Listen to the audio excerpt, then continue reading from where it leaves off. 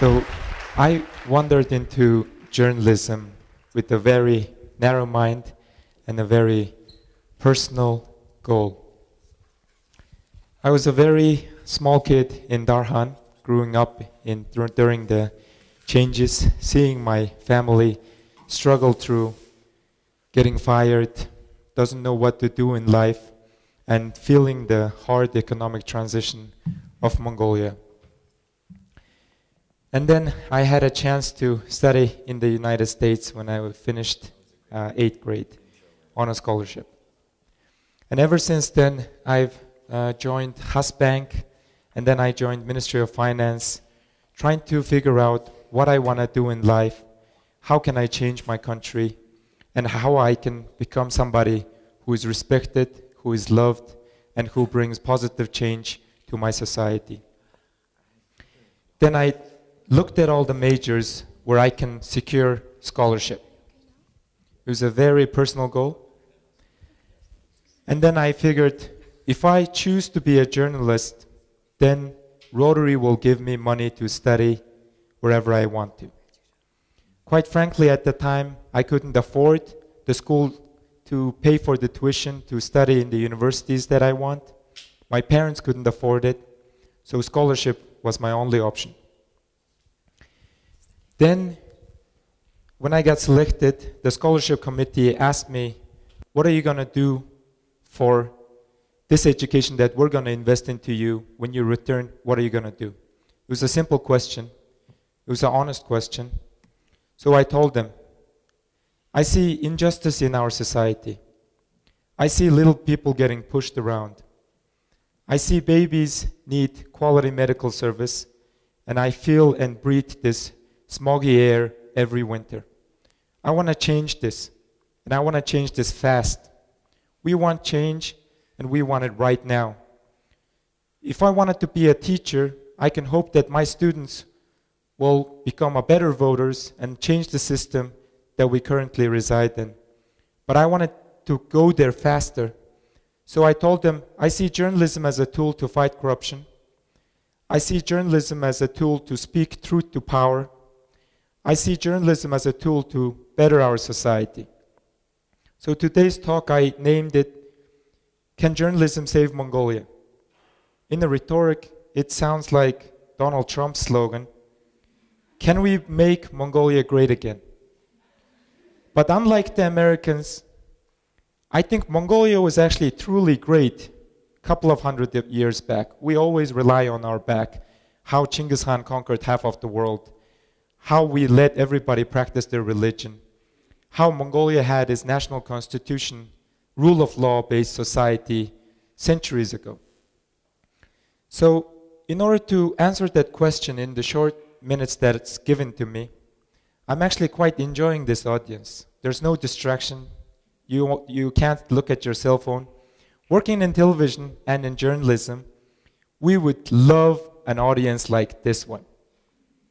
Somebody who pays attention to every word that I'm saying. Because right now in Mongolian media, there's 500 players.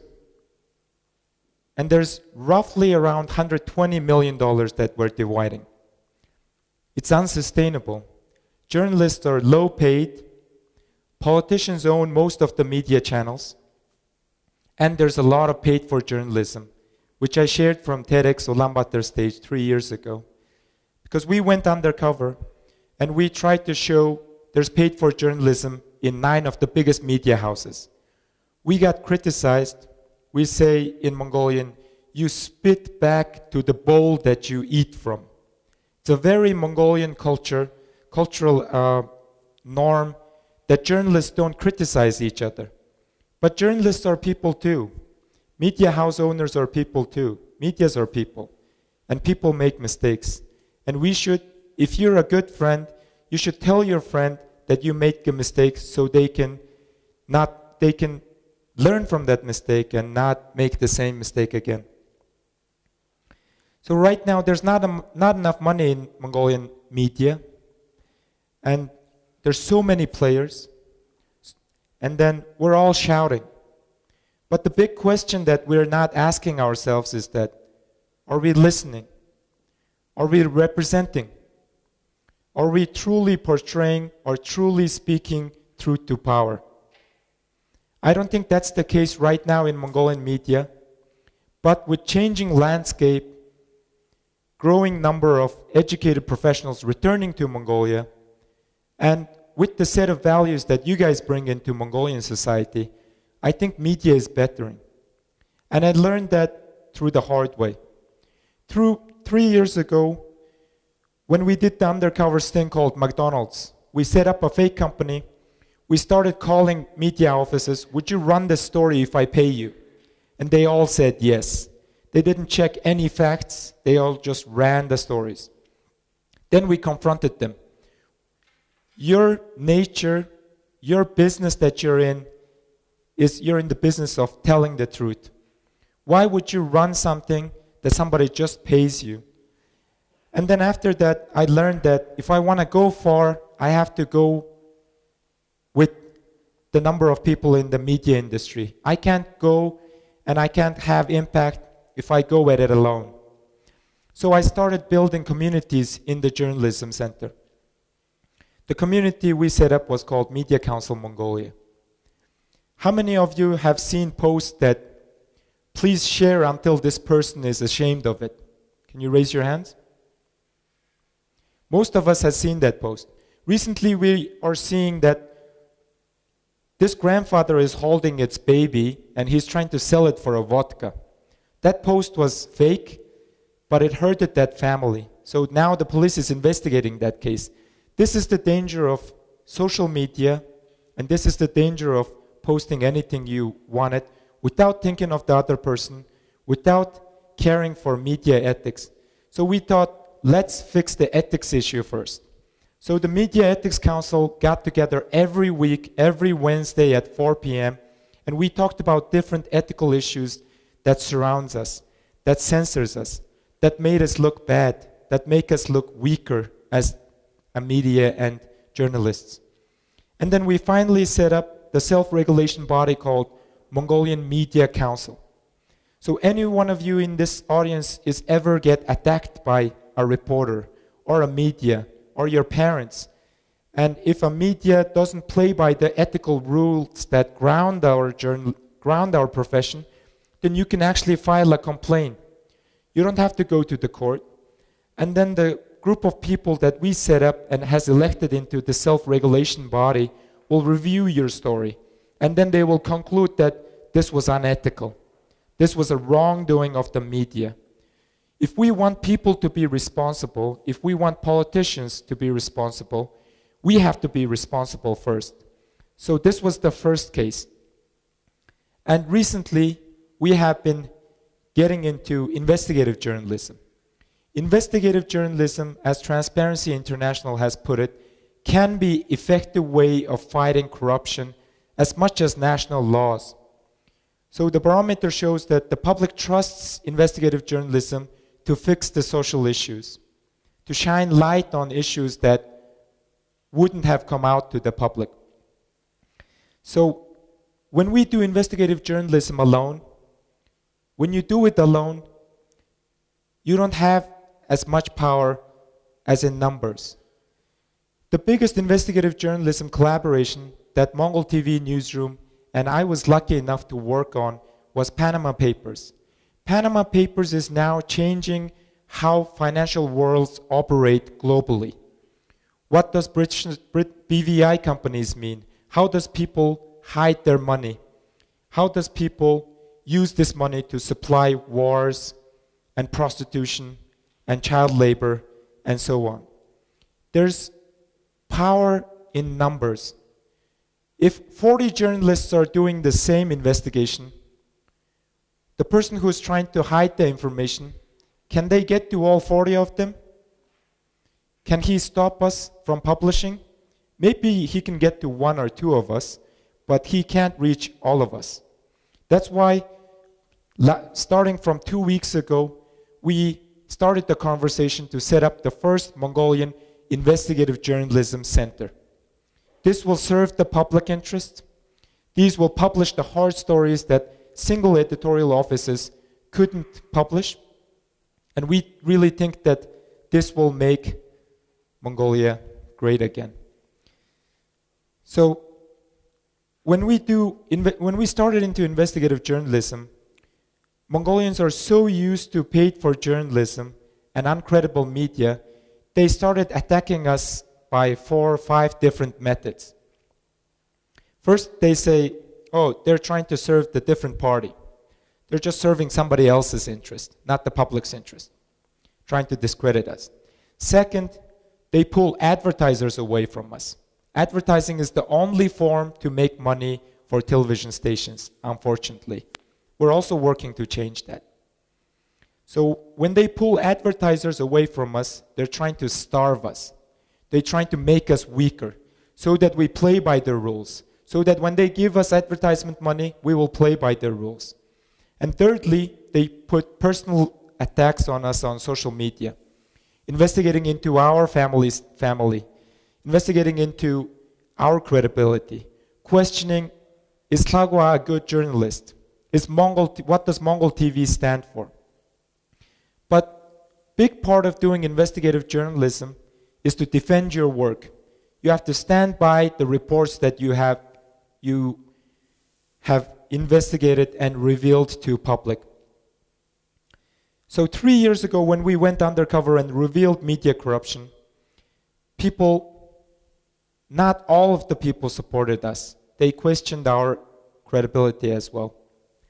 About 1 year ago, when we started, since this May, when we started investigating Panama Papers, people tied that to the local elections. They said, we are trying to hurt these politicians. 3 weeks ago, we investigated a financial regulator who has hid away his companies, his wife's companies, his uncle's companies, his friends' companies. By law, he has to declare these things on his income statement, but he didn't choose to follow. But how are you going to regulate companies if you're hiding your companies? That's the question we brought to him, and our report was on right after Mongolia's Got Talent, because we wanted the Mongolian public to hear that this person is hiding his money, and how can he serve the Mongolian public as a civil service director. How many of you watch Mongolia's Got Talent? It's a good number. The studies show that 42 to 72% of Mongolian audiences tuning in. How many of you watches the primetime news on MongolTV called Örgültsak? This is the problem with journalism now. People like entertainment, but people don't choose to watch the information that's going to help their lives and make them make better decisions, like in elections. But the point I'm trying to make is that 3 years ago, the reception was very different. But we can prove that the time is changing with some of the comments that we receive on our social media channels. We get a lot of people on Twitter and Facebook who says that we are brave, that they are behind us, that they want to see more of this style of journalism. So I think the Mongolian public, despite our cultural norms, wants to support investigative journalism, and I think that's where Mongolian media can really become vital. Because when media is not strong, the politicians or decision makers or corrupt officials, they can easily utilize media to attack their opponents and discredit honest, hardworking journalists. So who are we trying to represent? Why do we do media? I went into journalism with a very narrow mind, but when I started practicing, thinking that these people have believed in me, when people believe in you, you feel empowered and you want to change your country, but fast. So this is the kind of people that we are trying to represent and we are trying to defend. Let me show you a short video that we made during New Year's time 2 years ago.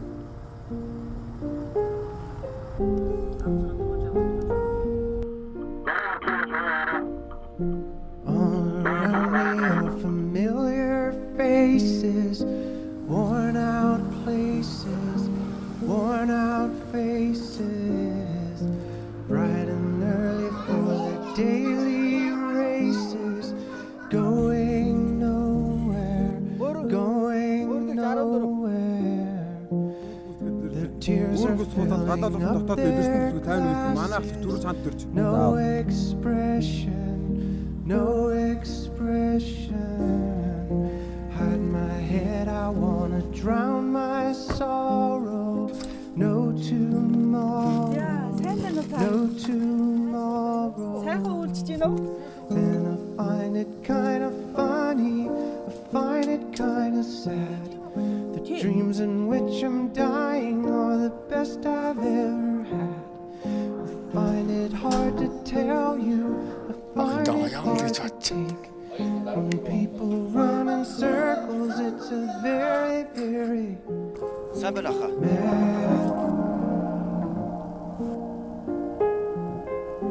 mad world. Children waiting for the day they feel happy birthday, happy birthday. Feel the way that every child should sit and listen, sit and listen. Notice when I was very nervous, no one knew me, no one knew me. Hello teacher, tell me what's my lesson.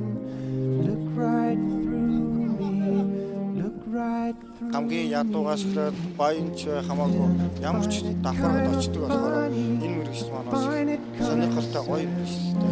Dreams in which I'm dying are the best I find it hard to tell you, I find it hard to take. Тэгээ шинэ оны анхны хөтөлбөрөөсөндөө маш их баяртай. It's a very, very mad world.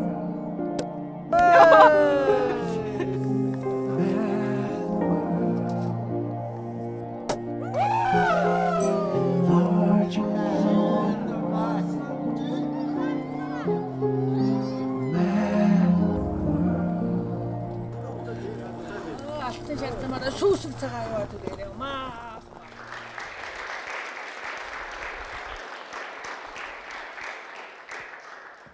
Our newsroom decided to spend New Year's evening with the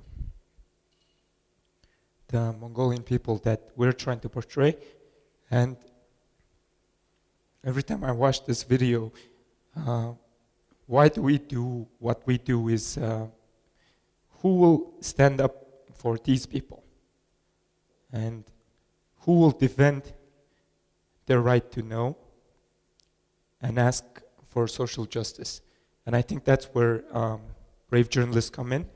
And I think with your support and with the communities that we're building, I think we can bring social justice to Mongolia. Thank you.